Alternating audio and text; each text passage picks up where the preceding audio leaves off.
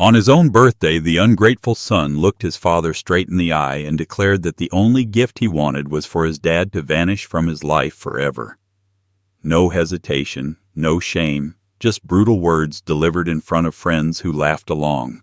The father didn't argue, didn't cry. He simply walked away, leaving the cake and gift behind. But while the party roared on in arrogance, no one saw what was coming. An hour later, flashing lights cut through the night as police stormed the yard and handcuffed the birthday boy. Subscribe now. What happened next will leave you speechless.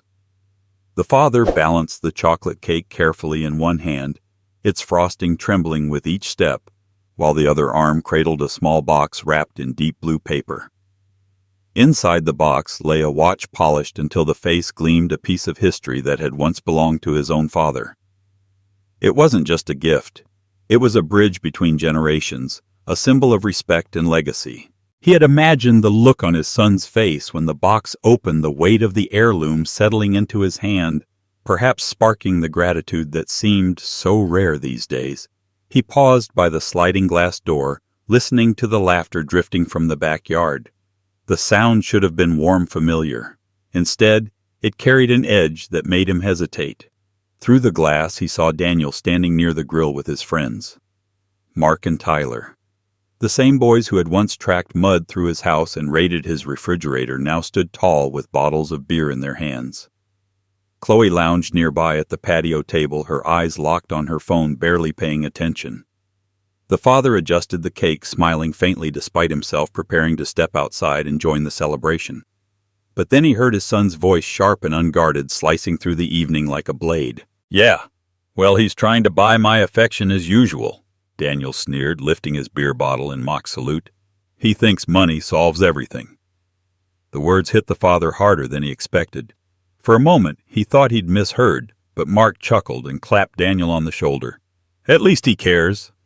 My old man hasn't called me in months. You're better off."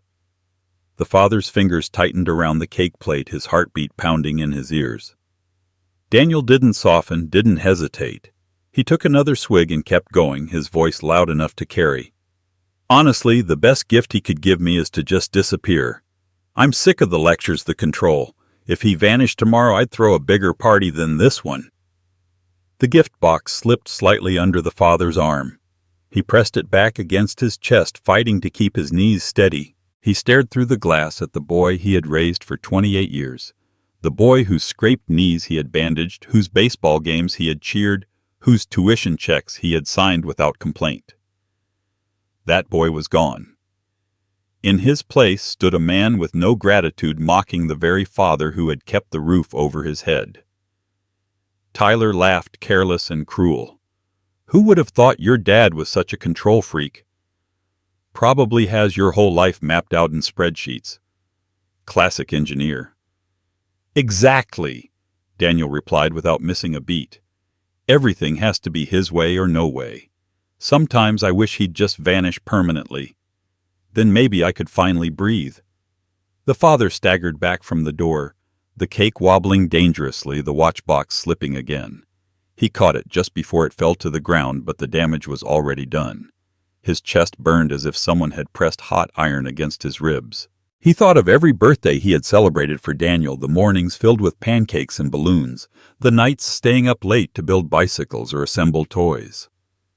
He thought of Christmas mornings of long hours at the office to afford tuition, of sacrifices so deeply woven into his life that he barely noticed them anymore. And here was his son dismissing it all with a laugh and a beer in his hand. He leaned against the frame of the door, struggling to catch his breath. Inside the kitchen, candles waited in their box decorations, still hung neatly across the dining room.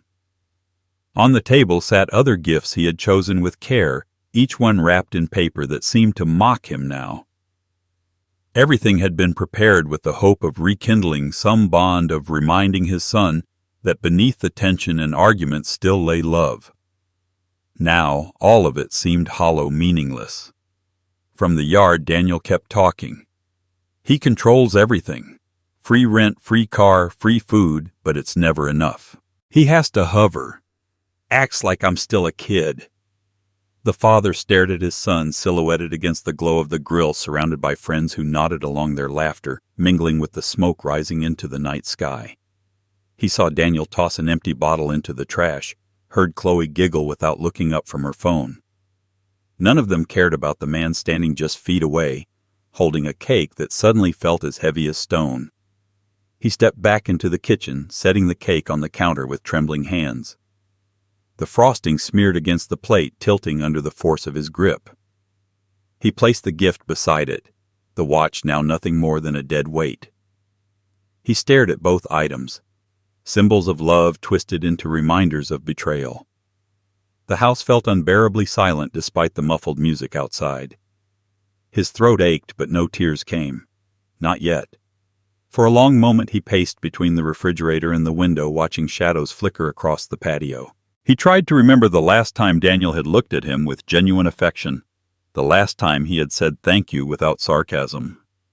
Nothing came to mind, only moments of entitlement, moments of eye rolls and complaints, moments where respect had slipped further and further away until there was nothing left. The father pressed his palm flat against the counter, grounding himself. The humiliation cut deep, but beneath it something colder began to form. He thought of the mortgage he paid every month, the utility bills, the insurance premiums, the food Daniel ate without hesitation. He thought of the car Daniel drove, the parties he threw, the endless list of expenses that had all been covered by the very man his son wished would disappear. The transformation began quietly, almost imperceptibly. The father straightened his shoulders, squaring his breathing, steadying. If Daniel truly wanted him gone, perhaps it was time to grant that wish. But not in the way his son expected. Not as a victim, not as a man beaten down by betrayal. He would disappear on his own terms with his own plan, and when the dust settled, Daniel would finally understand the cost of cruelty. The laughter outside swelled again, carefree and ignorant. The father looked through the glass one last time. His son flipped a burger, smiling broadly as his friends cheered him on, utterly unaware of the shift taking place just inside the house. The party glowed with firelight and music, but its foundation was already cracking. The father's reflection caught his eye in the darkened window. A man who had given everything now stood on the edge of taking it all back. The cake sat abandoned on the counter, the watch no longer a gift but a relic of a family bond that had shattered in the span of a few sentences. The evening was not over. In fact, it was only beginning. What his son had unleashed with those careless words would not fade with laughter and beer. It would build precise and unstoppable until the lesson was delivered with a force Daniel would never forget. And that was the thought that carried the father away from the window, leaving the cake to melt in silence, as outside the celebration of his disappearance carried on. What came next would change everything. Through the glass he stood frozen, every word slicing deeper than the last, his son's laughter echoing like a cruel anthem. The best gift would be if the old man disappeared. The sentence carried no hesitation, no trace of guilt, just the venom of youth spoken casually over beer. He had weathered layoffs, mortgage payments, late nights, working overtime just to pay for braces, tuition, car repairs, and every unplanned emergency that had marked his son's life. He had been the one cheering from the bleachers, clapping alone in the rain, when others had left, the one hauling boxes up 3 flights of stairs into that first apartment that hadn't even lasted 6 months. He had been the safety net, the bank, the chauffeur, the constant. And in one sentence it all dissolved into smoke. The cake in his hand wobbled dangerously, frosting threatening to slide off the edge, but he steadied it with fingers that had built furniture, fixed leaky pipes, and carried his boy on his shoulders through crowded fairs. Now those same hands shook as though they belonged to someone far older, someone whose usefulness had expired. He shifted the weight of the gift under his arm, the watchbox pressing against his ribs like an accusation. That watch had once belonged to his father, a man of grit and silence, who had believed in hard work above all else. He remembered the night it was given to him, the pride in his father's eyes as he said, "You'll know when it's time to pass this on." Tonight was supposed to be that time, a rite of passage, a gesture that might tether them back together.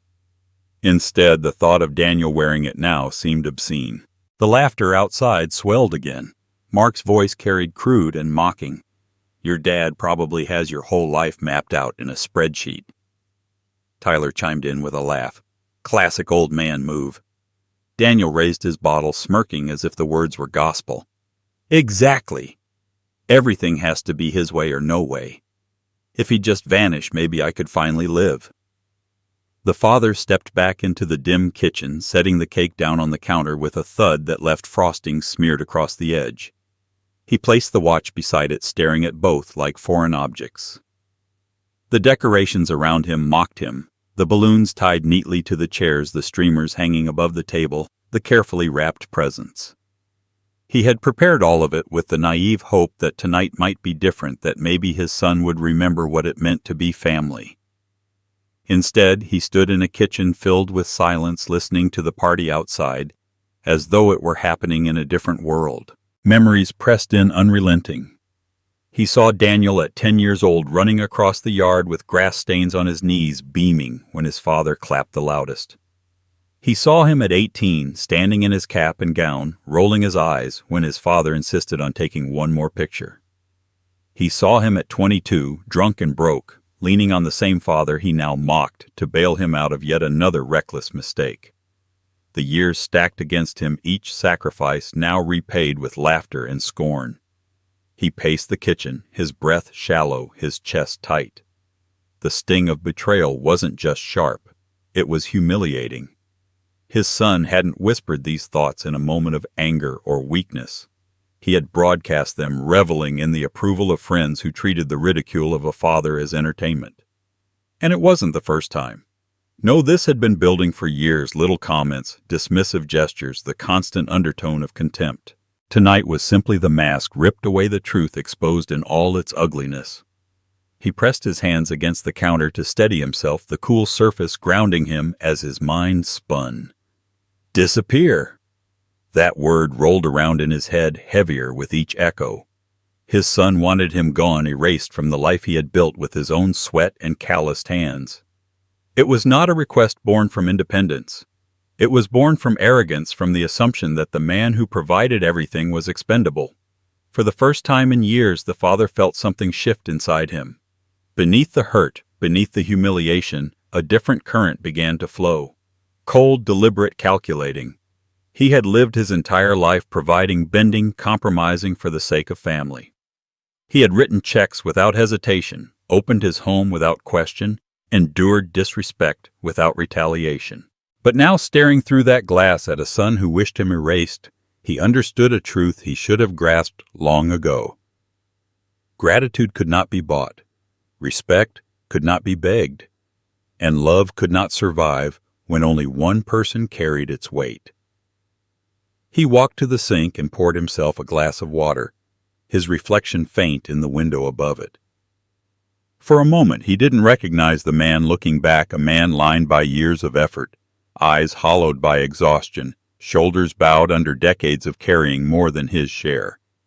Yet beneath that weary exterior, something else began to emerge. Resolve. Outside, the sound of music blended with drunken laughter.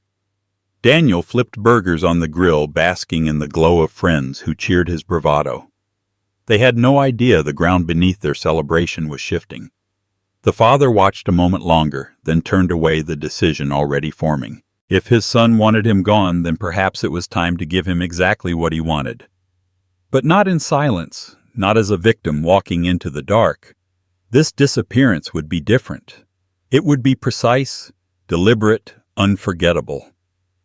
He looked back at the cake on the counter. The candles still unlit, the frosting sagging where his grip had pressed too hard. Beside it sat the watch, its face gleaming faintly in the kitchen light. They were relics now, remnants of a moment that would never arrive. He left them there, untouched symbols of a bond that had already been severed by laughter on the other side of the glass. As he climbed the stairs, each step creaked beneath his weight, but his mind had never felt sharper. Upstairs, away from the music and the smoke, away from the cruel jokes and careless words, the silence wrapped around him like armor. He stood before the mirror again, studying the man who stared back. Not a doormat, not a bank, not the fool everyone mocked while eating his food and drinking his beer. He saw the man he had once been, disciplined, resourceful, unyielding when the job required it. That man was still here waiting. Downstairs, the celebration roared on, oblivious. Daniel laughed loudly at some joke, his friends raising their bottles in approval. But upstairs, a father was no longer broken. He was planning. The cruel wish had been spoken, and it had been heard. Soon it would be granted. And when it was his son would learn the difference between losing a father by choice and losing him by consequence. The night was far from over. In fact, it had only just begun. What followed would burn into memory forever. With shaking hands, he carried the cake back inside, its weight suddenly unbearable, as though it contained every year of sacrifice condensed into a single frosted shell. He set it down on the counter, the edge collapsing slightly where his fingers had pressed too hard. The watchbox slid from under his arm and landed beside it with a dull thud. The decorations hanging in the dining room mocked him, bright streamers and balloons whispering promises of celebration that no longer mattered. The wrapped gifts lined neatly across the table seemed like artifacts from a different life, belonging to a man who still believed gratitude could be coaxed with effort. Now, standing in the kitchen's dim light, every gesture of love twisted into something bitter, every memory reshaped into regret. He stared at the table, his chest hollow, his mind replaying moments he wished he could erase. Christmas mornings with a boy tearing into presents, never noticing the exhaustion in his father's eyes from double shifts.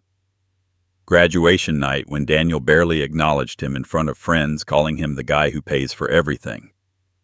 The long hours of overtime that bought braces and tuition, the sacrifices so routine they became invisible even to the man making them. He thought of every meal cooked, every light bill paid, every check signed, and now all of it had dissolved into a single truth: none of it mattered. The house felt suffocating, the walls closing in with silent judgment.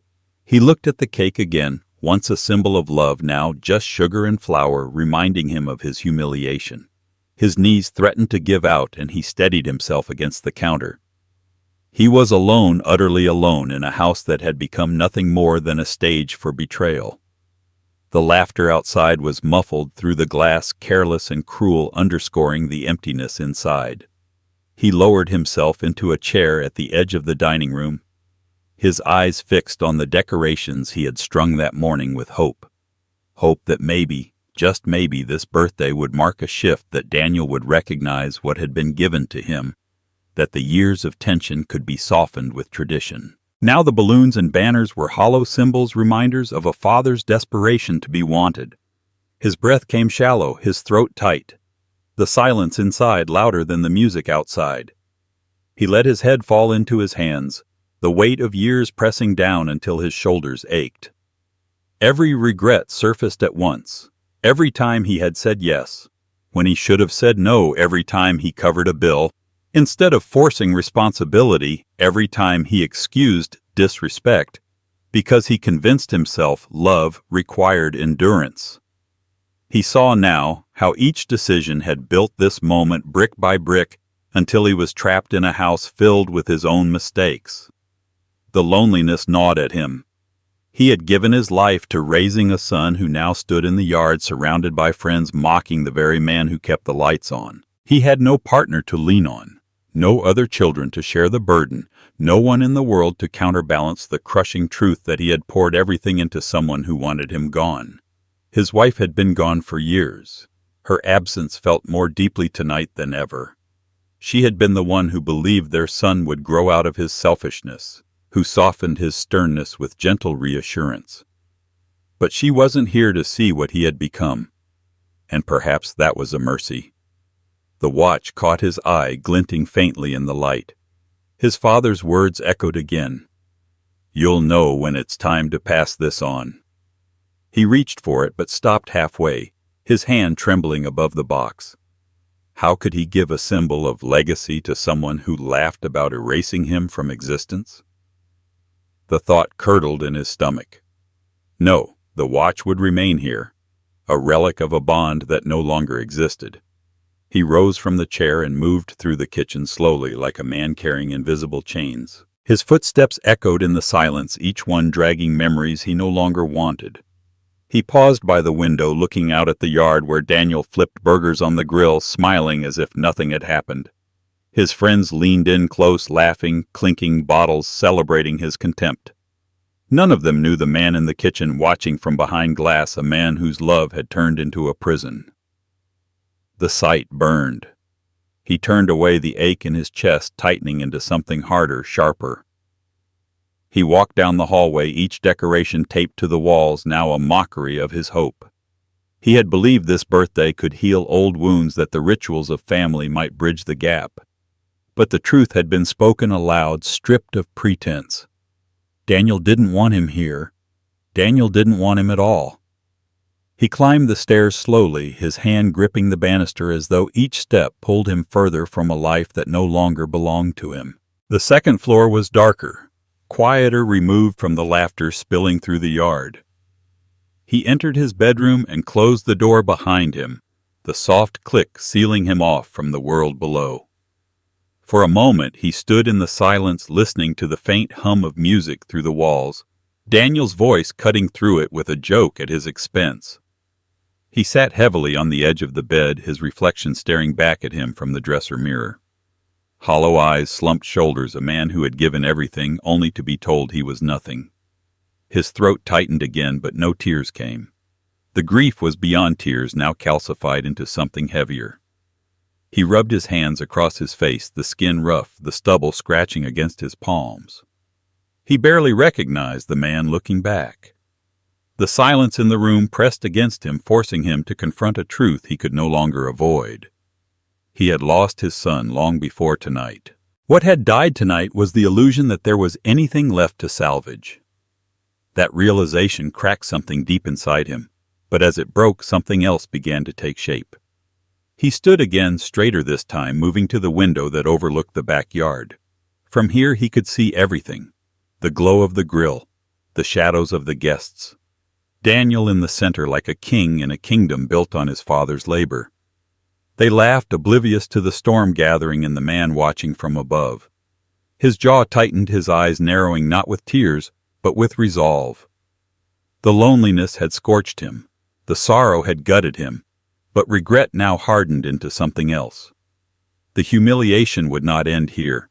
He had been treated like a relic, like a ghost haunting his own home, but he still owned every brick, every dollar spent, every sacrifice made.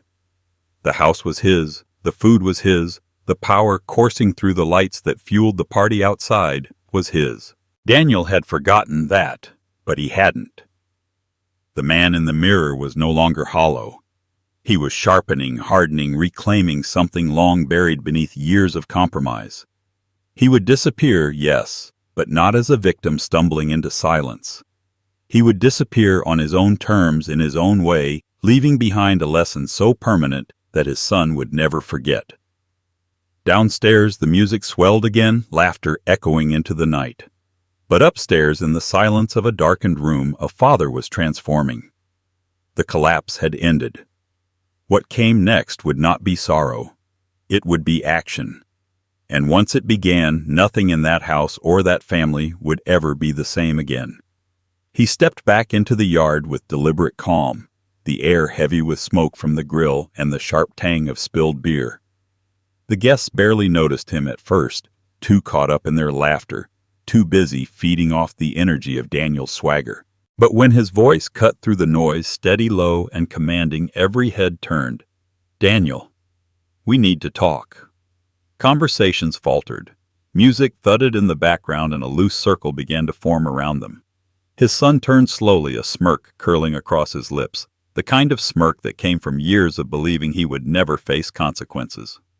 "Whatever you heard, it's true," Daniel said, lifting his bottle in a mock toast. "You're interfering in my life and everyone here knows it." The words were spoken loudly enough for the entire yard to hear, a performance meant for an audience.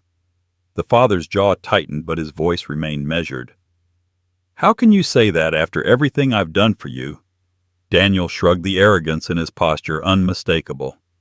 Nobody asked you to. That was your choice.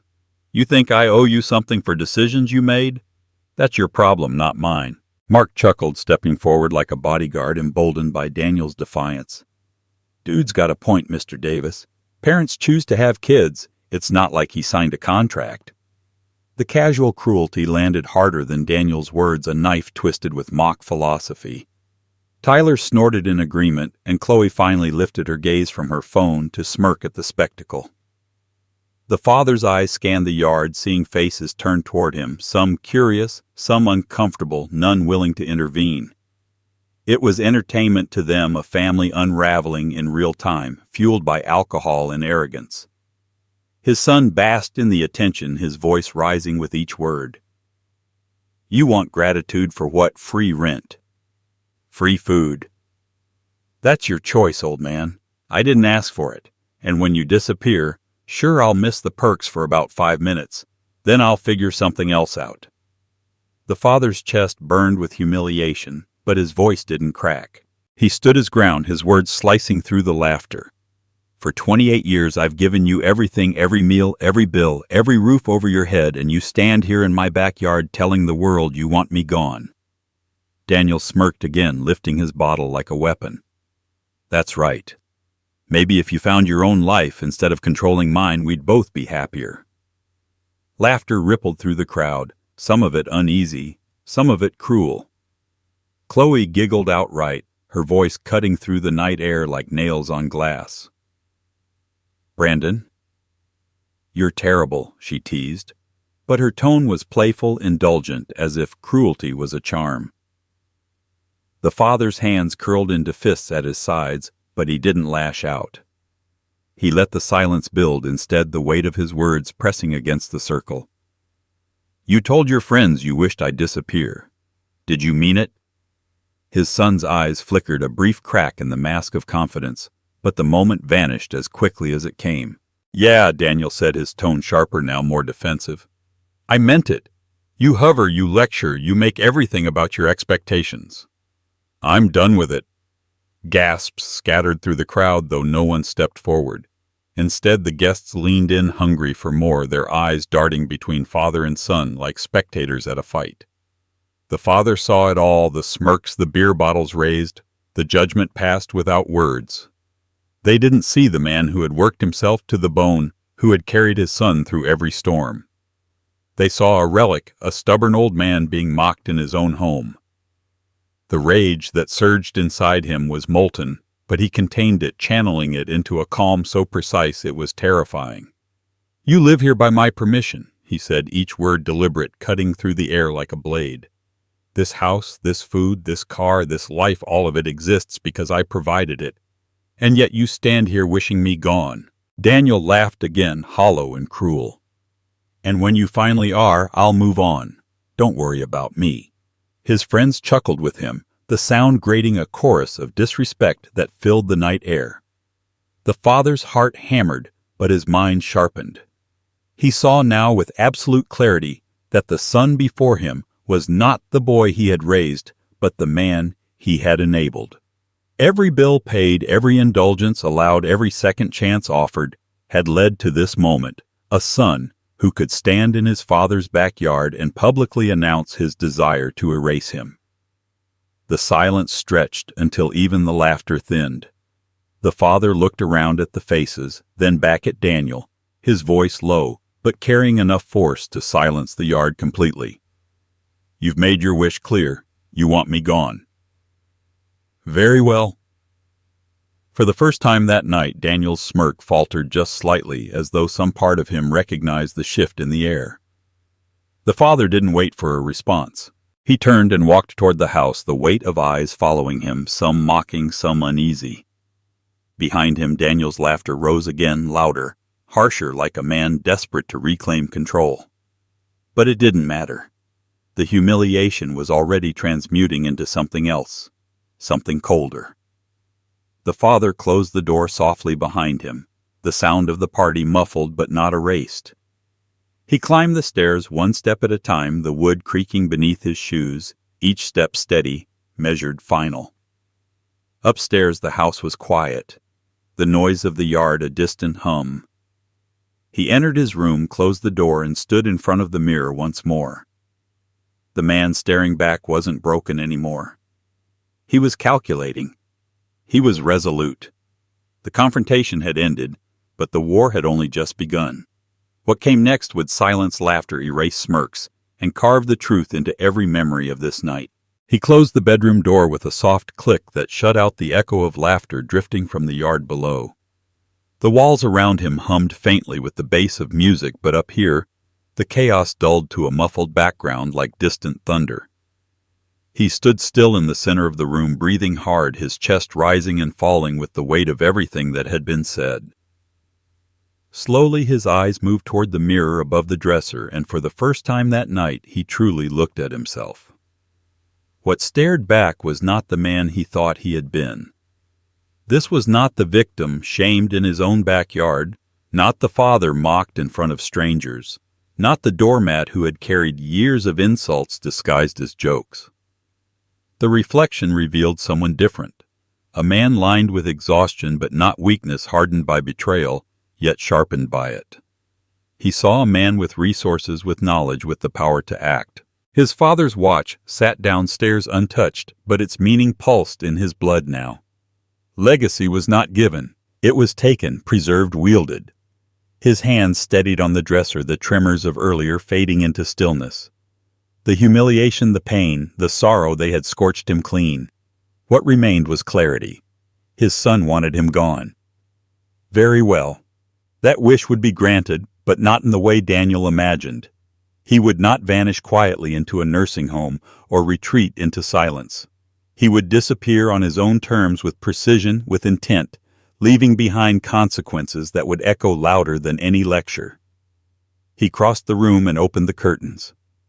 From the second-floor window he could see the backyard spread below, lit by strings of warm bulbs that he himself had hung just days before. Daniel stood near the grill, animated, gesturing with his bottle, his friends laughing as if they were disciples gathered around a prophet. Every burger flipped, every joke told, every careless grin was performed on a stage his father had built and maintained. The house was his. The food was his. The very ground beneath their feet existed because of his labor. And yet, down there he was treated as if he were already gone. The rage that had burned in him earlier cooled into something far more dangerous. It became calculation. He had spent 3 decades as an engineer, solving problems with variables and outcomes, stripping emotion away until only logic remained. Tonight, that skill returned to him like an old weapon pulled from storage. The problem was Daniel's entitlement, his contempt, his belief that his father's presence was expendable. The solution would not be words, because words had been wasted for years. The solution would be action, decisive and irreversible. He moved to the closet and pulled out a small safe where documents were neatly stored: property deeds, insurance papers, bank statements, the blueprint of the life Daniel believed would always support him. He ran his hand over the folders, the tangible proof of ownership and control. Daniel thought freedom meant mocking the man who paid the bills, but soon he would learn what real freedom felt like, the kind stripped of handouts, stripped of safety nets, stripped of everything he had taken for granted. The father straightened again, looking once more at the man in the mirror. His shoulders squared, his eyes no longer hollow. He could almost feel his younger self re-emerging, the man who had built a career from nothing, who had survived layoffs and recessions, who had made a home out of determination and grit. That man had been buried beneath years of compromise and sacrifice, but he was awake now, and he would not be ignored. He sat on the edge of the bed, listening to the faint echoes of laughter and clinking bottles downstairs. Daniel's voice rose above the rest, bragging, mocking, performing for the crowd. Every word fueled the father's resolve. The humiliation of earlier was no longer raw, it was forged into steel. His son believed he had won tonight, that he had reduced his father to nothing in front of witnesses. But the real story had just begun, and when it ended, it would be Daniel standing in shock, stripped of everything he had once mocked. The father stood once more, pacing the room, his thoughts aligning like pieces on a chessboard. He had the resources, the authority, the will. All that was left was timing.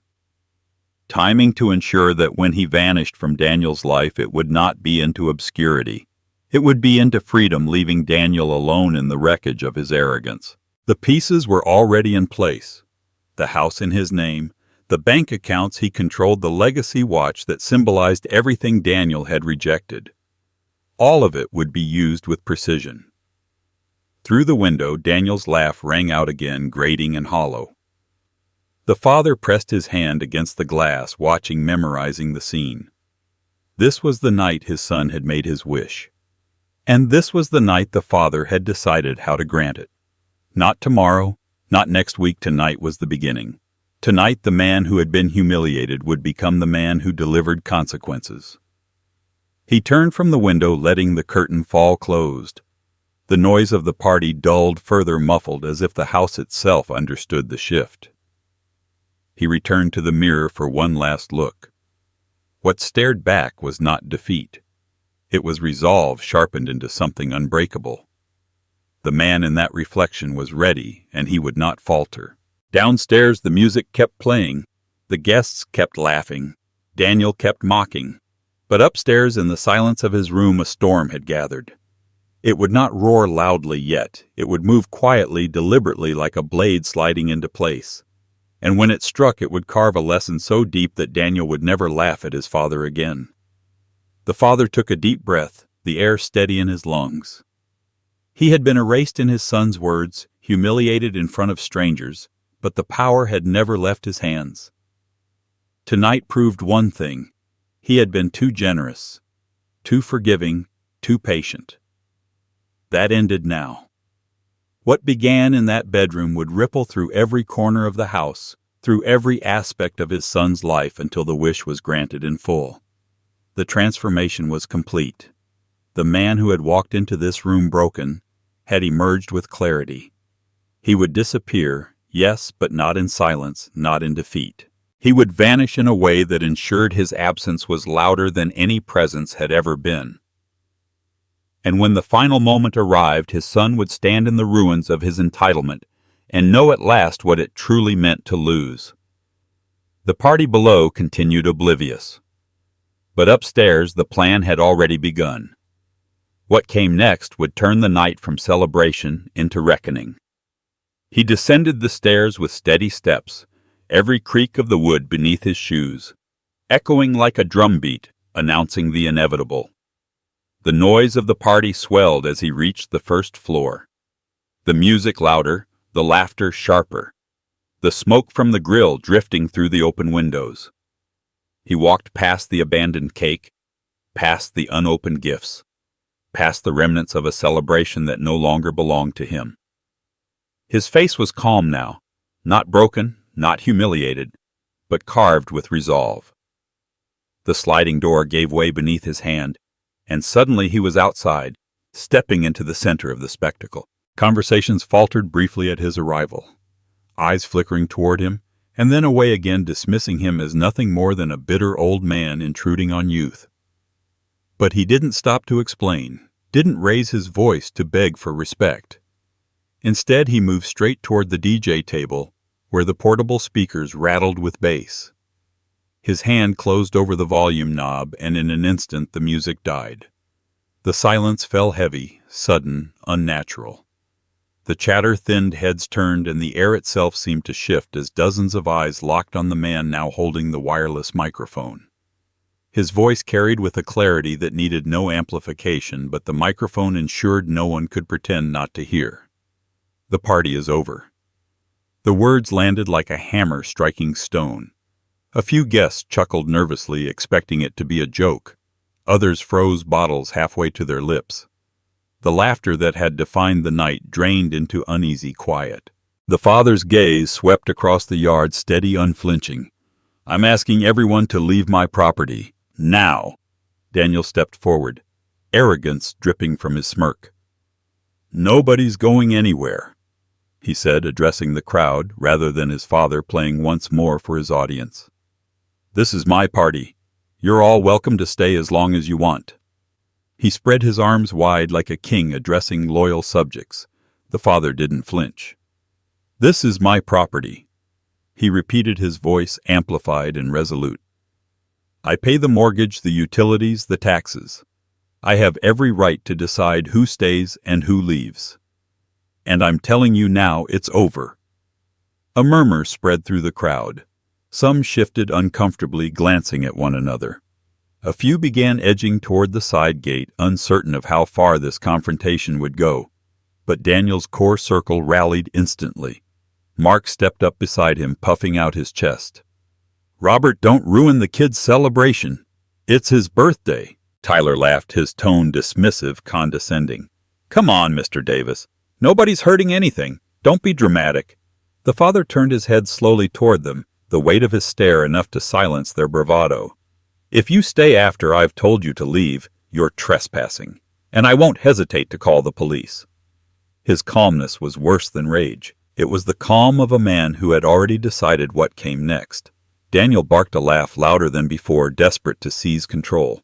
Dad put the microphone down. "You're embarrassing yourself. These are my friends. This is my party. You sound insane." He raised his bottle, trying to rally the crowd back to his side. Chloe giggled from her spot at the patio table, her voice like nails scratching against glass. "He's really losing it," she whispered, but loud enough for the father to hear. The father didn't break. "You're wrong," he said, his voice cutting clean through the tension.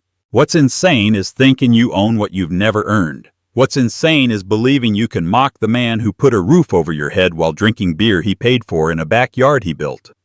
His words struck like a blade, precise and deliberate.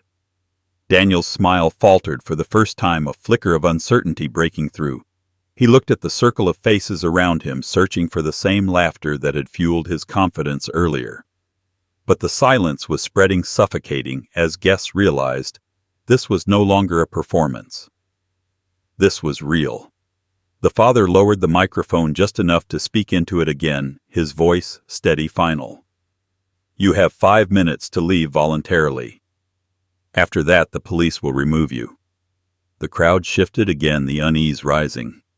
People who had come for a party now saw the outline of something much darker. Some picked up their bags, their jackets muttering excuses as they slipped toward the exit. But Daniel's closest friend stood firm, clinging to bravado that was already cracking. Daniel's voice rose, almost panicked now. "You can't do this. You can't throw me out of my own house. You're just being vindictive." The father turned to him, his expression unreadable, his tone colder than steel. "You live here because I allow it. That permission has been withdrawn." The silence that followed was absolute. The weight of the truth settled over the yard, pressing down on every guest, every friend, every hanger-on who had once laughed at his expense. The night had turned, and everyone knew it. He set the microphone down, no longer needing it. His voice carried enough authority without wires or speakers. He walked back toward the house, leaving the command hanging in the air like a storm cloud ready to break. Behind him, murmurs swirled, Daniel's frantic protests rising, but none of it mattered. The clock had started. The party was over. Inside, the house was quiet, still filled with the faint smell of frosting and candles that would never be lit. He walked past the cake once more, his eyes hard, his body steady. He picked up the phone from the wall, dialing with deliberate precision. Each button clicked into place, each second stretching like a taut wire. The call connected, and his voice was calm when he spoke. "This is Robert Davis. I need officers dispatched to my address. I have trespassers refusing to leave my property." He hung up his hand, lingering on the receiver for a moment. Through the kitchen window he could see Daniel arguing, waving his arms, trying to rally his shrinking army. But the tide had shifted. The father's word was law here, and law was about to arrive in uniform. The flashing red and blue would come soon enough, slicing through the night like a blade. And when they did, Daniel would learn that arrogance has no defense against authority. The father stood in the quiet kitchen, waiting unshaken, while outside his son's kingdom crumbled under the weight of truth. What followed next would end not just the party, but the illusion that Daniel's defiance had any power at all. The sirens came first, faint in the distance, slicing through the laughter and shouts from the yard. Some guests turned their heads uneasy, while others tried to laugh it off, raising their bottles higher as if noise could drown out inevitability. But when the glow of red and blue lights washed across the fence line and spilled into the backyard, silence swept through the crowd like a cold wind. The music was already gone, the party already fractured, but this was final. 2 patrol cars rolled up the drive, their engines humming low, steady, inevitable. The father stood on the porch, his arms folded, his face carved with calm. He didn't raise his voice, didn't look triumphant.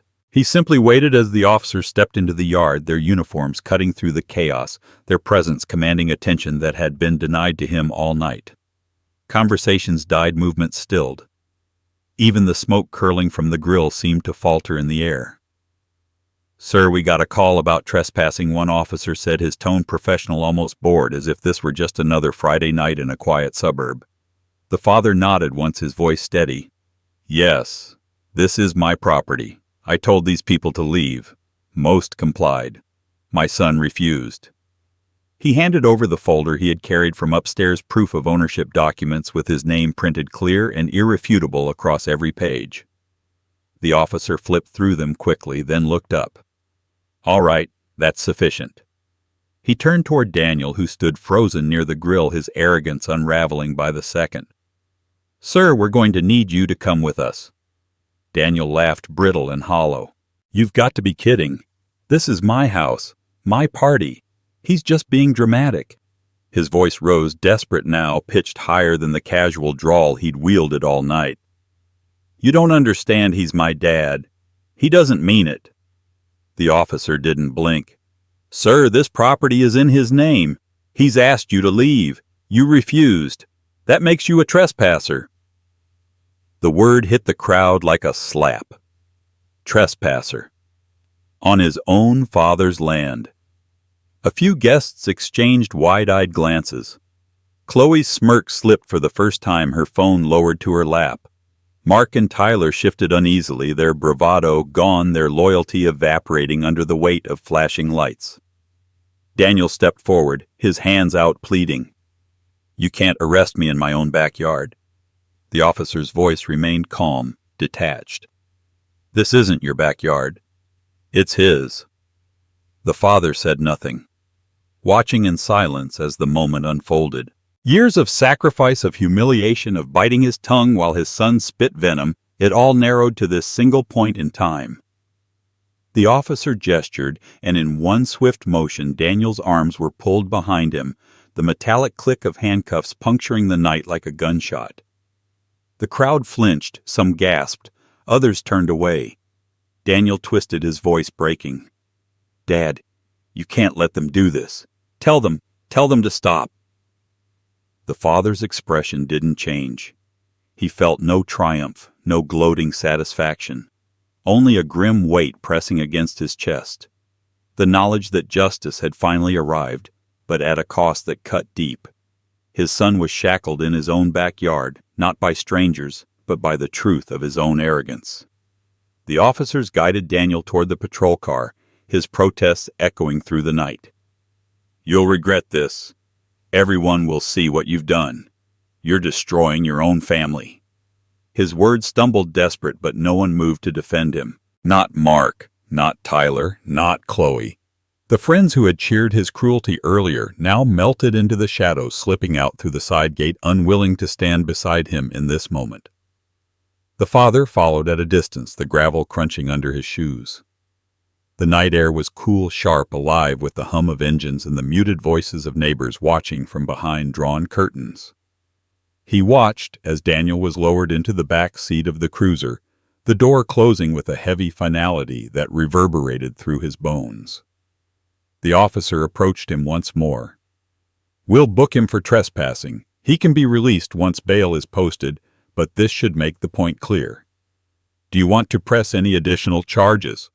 The father shook his head slowly. "No, this is enough." His voice was quiet, almost weary. He didn't need more. The sight of his son in cuffs was more than enough punishment for them both. The patrol cars pulled away, the red and blue fading into the distance, until only silence remained. The yard was nearly empty now, scattered bottles glinting in the grass, the grill cooling in the dark. The father stood alone, the echo of his son's voice still ringing in his ears, the image of those handcuffs burned into his mind. He had won, yes, but victory had never felt so heavy. He turned back toward the house, the decorations drooping, the cake untouched, the watch still waiting on the counter. Everything felt hollow now, as if the house itself had absorbed the weight of what had happened. He sat down at the kitchen table, his hands flat against the wood, staring at nothing. The humiliation of earlier had transformed into vindication, but it was laced with heartbreak. He had enforced his authority, proven beyond doubt that the house, the property, the power, everything was his. Yet the cost was written in the image of his son's face, pressed against the patrol car window, twisted with rage and fear. The house was quiet again, too quiet. He poured himself a glass of water, his reflection faint in the window above the sink.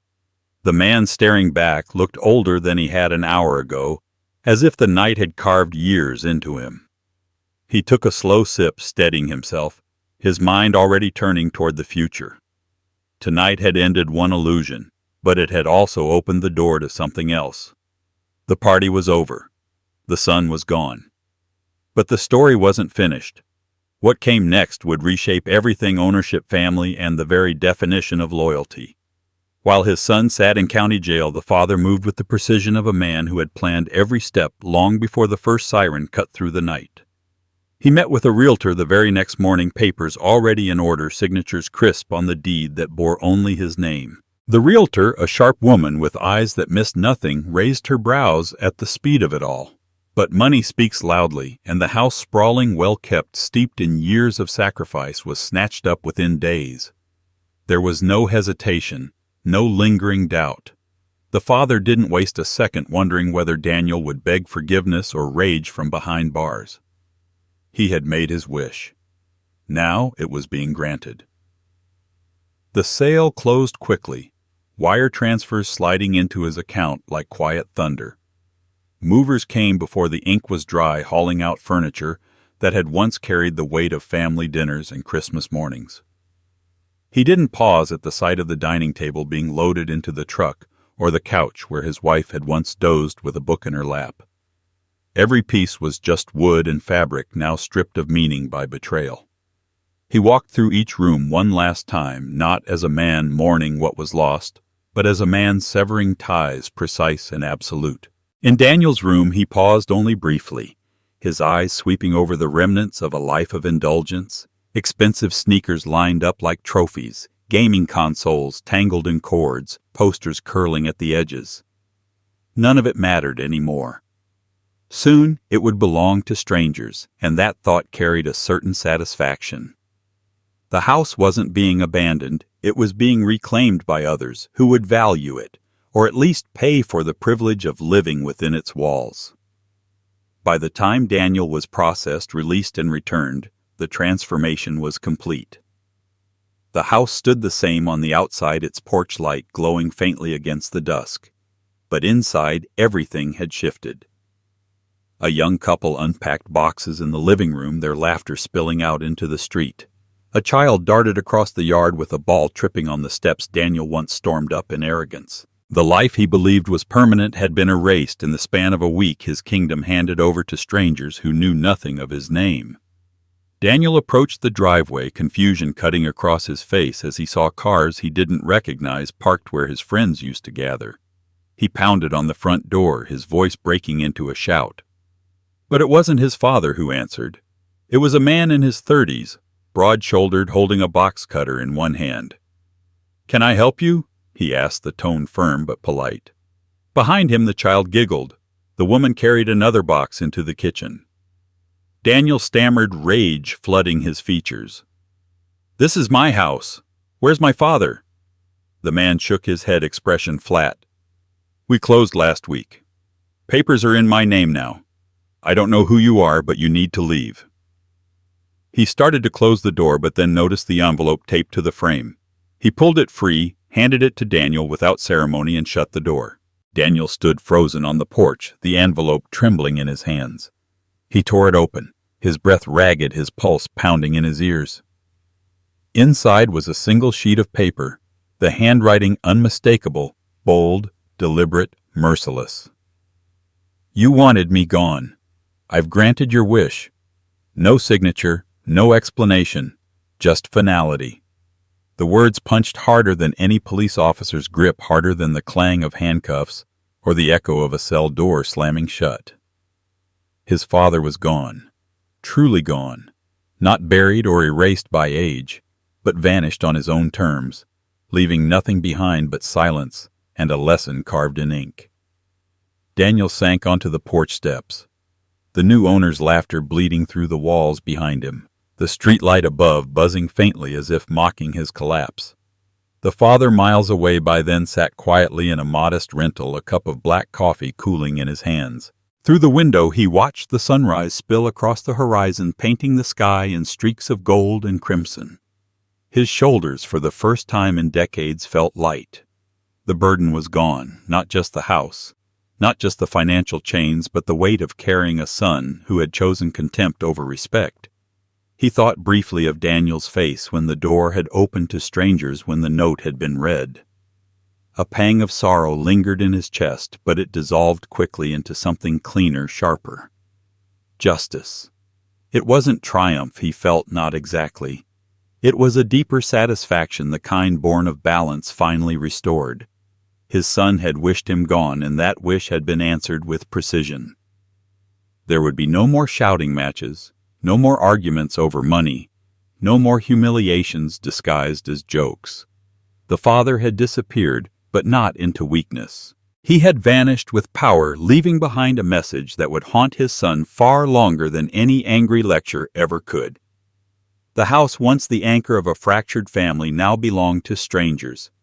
The father belonged only to himself, and as he sipped his coffee, he understood that sometimes the cruelest revenge is not rage or punishment, it's absence, it's silence. It's the space left behind where love once lived, now a void that nothing can fill. Back at the porch, Daniel clutched the note until his knuckles turned white, his chest heaving, his eyes burning with something he hadn't felt in years, fear. For the first time he realized what it meant to lose not money, not comfort, but the presence of the man who had carried him through life. The strangers unpacked behind the door, unaware of the storm unraveling outside, unaware that a life had collapsed in the span of a sentence. The father looked out at the dawn, his jaw set, his eyes clear. The chapter was closed. What came next would not involve his son, not anymore. Daniel had demanded a world without him, and now he had one. And that world, stripped of shelter and safety, would teach him the lesson that words alone could never deliver. From across the street, in the dim glow of his neighbor Frank's window, the father stood silent, a shadow against the glass. The yard he had once tended, the house he had once filled with every ounce of effort and sacrifice, now belonged to strangers. Boxes still littered the porch curtains, half drawn, the smell of fresh paint hanging in the air. And there, on the steps where he had once sat with his son eating ice cream on summer nights, Daniel collapsed. Shoulders heaving, face buried in his hands, the laughter and arrogance that had carried him for so long stripped away, leaving only a man broken, humbled, undone. The father's eyes narrowed, not with cruelty, not with triumph, but with something heavier. He had imagined this moment, his son finally facing the weight of consequences. Yet watching it unfold was not simple satisfaction. It was justice. Yes, cold and clean, but it carried edges that cut both ways. For beneath the anger, beneath the betrayal, Daniel was still his blood, still the boy. He had carried on his shoulders still the child who had once called him a hero before time and pride turned that word to dust. Frank stood beside him, arms folded, watching with quiet understanding.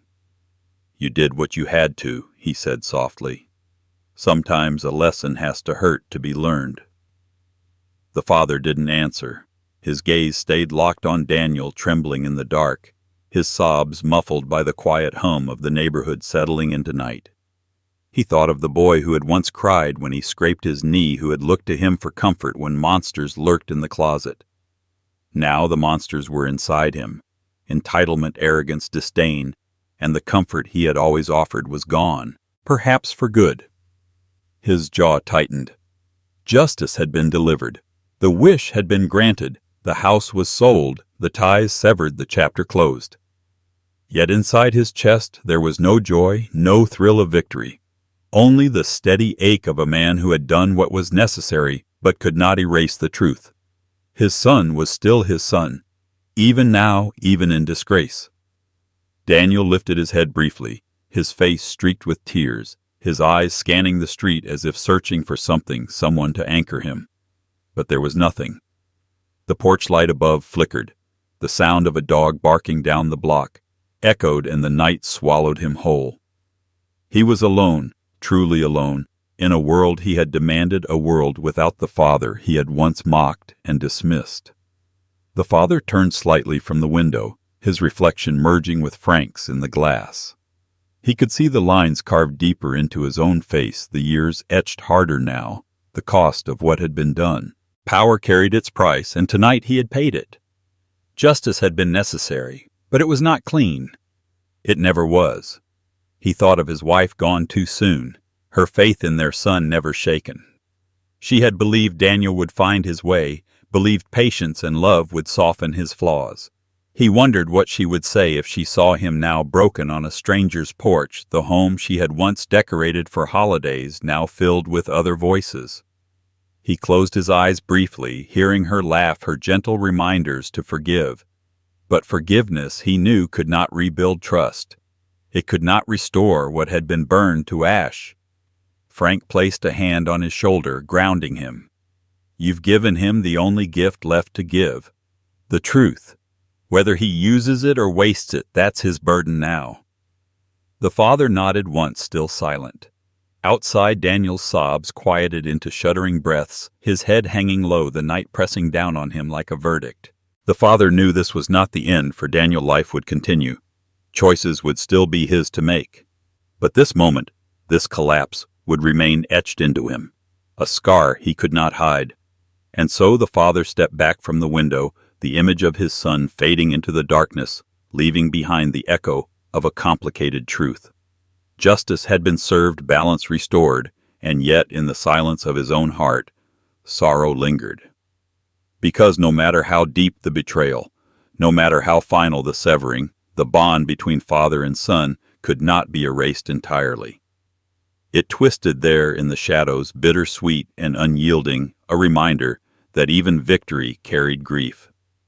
He turned toward the door, the cool night air spilling in as Frank opened it. The father stepped out the street, stretching before him the world waiting. Behind him, his son wept on a porch that no longer belonged to him, swallowed by the silence he had once demanded. Ahead, the father walked into the dark, shoulders straight, his path uncertain, but his resolve unbroken. The night was quiet, deceptively calm. Yet he knew one thing with absolute certainty: this story was finished, but its echoes would never fade.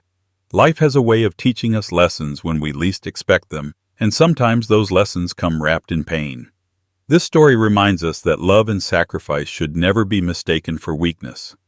A parent can give endlessly, but when gratitude turns into entitlement and respect is lost, boundaries must be drawn.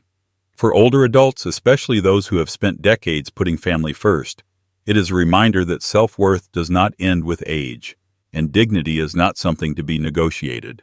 Protecting what you've built is not cruelty, it is wisdom. The father's decision to walk away was not just revenge, it was the reclaiming of his own life. In our own journeys, it's worth asking, are we giving out of love, or are we being taken for granted? Sometimes the greatest act of love for ourselves, and even for those we leave behind, is to step back and let the weight of choices fall where they belong. If this story resonates with you, subscribe to the channel and share your thoughts. Your voice might be the reminder someone else needs today.